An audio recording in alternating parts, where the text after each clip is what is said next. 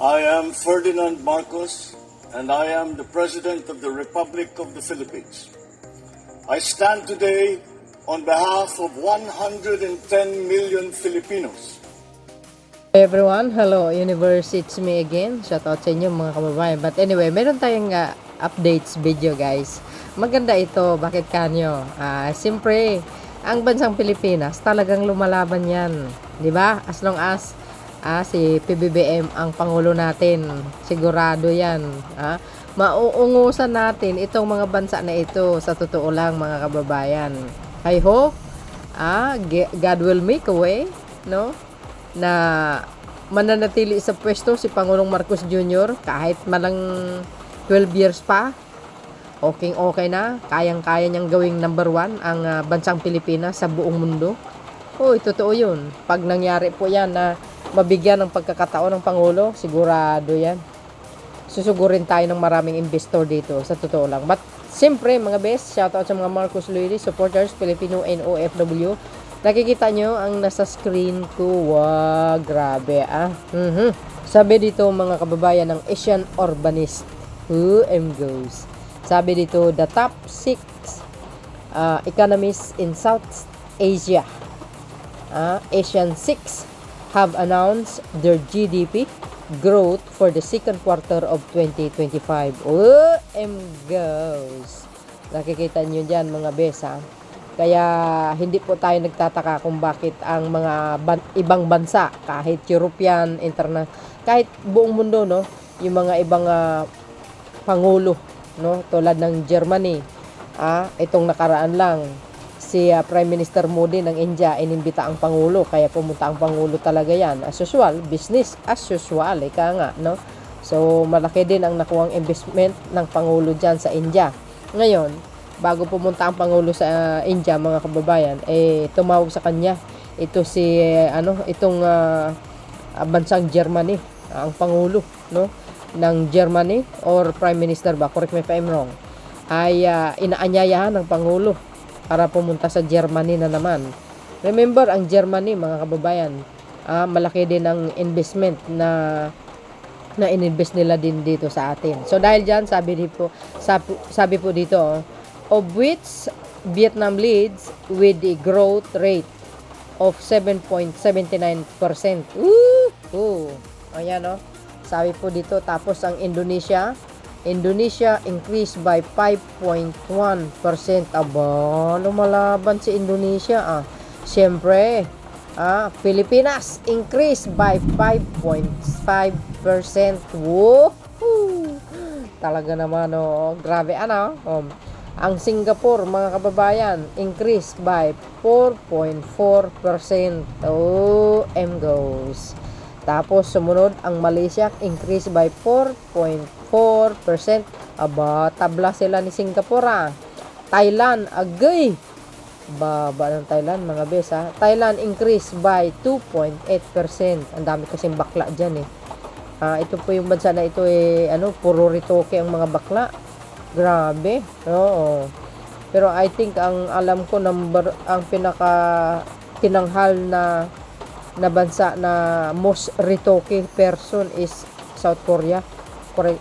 Kundi ako nagkamali So dahil dyan mga bes, ako'y natutuwa sapagkat magaling kasi ang namumuno ngayon ng bansang Pilipinas, si Pangulong Marcos Jr. Ganyan dapat. 'Di ba? At least kumbaga hindi tayo nahihiya, hindi tayo nakuhuli. Unti-unti umuusad ang bansang ito.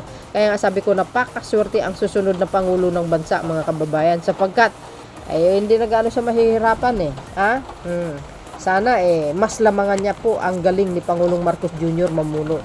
Ako'y nahihinayang, alam niyo naman po 'yun. Pag ito po ay mag-end ang kanyang termino, baka hindi ko mapigilang mag-tears. Ang aking eyes, naks naman. Siyempre, nahinayang ko kay Pangulong Marcos Jr. Bukod po sa mabait, mahinahon siya ng Pangulo. May malasakit at mayroong pagmamahal sa kapwa Pilipino. So, yan mga besa. Nakikita nyo dito. Siyempre, nangunguna mga kababayan. Second quarter ito ng 2025. Vietnam. Ayan. 7.96%. Siyempre, pangalawa, ang bansang Pilipinas. Second fastest is Southeast Asian. Ang paglago ng ekonomiya. So, I hope maaabot natin ng 6. Di ba? Ayan, pangalawa ang Pilipinas. Quarter 2. Tama. Second quarter nga yan. 5.5%. Ang laki. Grabe, galing. Uy, mura ang mga bilhin dito sa amin, mga bes. Yung bigas, bumaba talaga. 32, 38, 37. Sa totoo lang, mga kababayan, plus yung mga gulay namin, napakasariwa, galing pa sa bundok, mura. Nung isang araw, bumili ako ng mushroom. Naku, fresh na fresh. Talaga naman, 300 ang dami. Kaloka.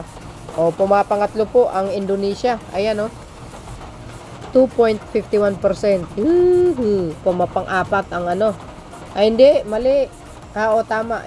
Indonesia, pumapangatlo.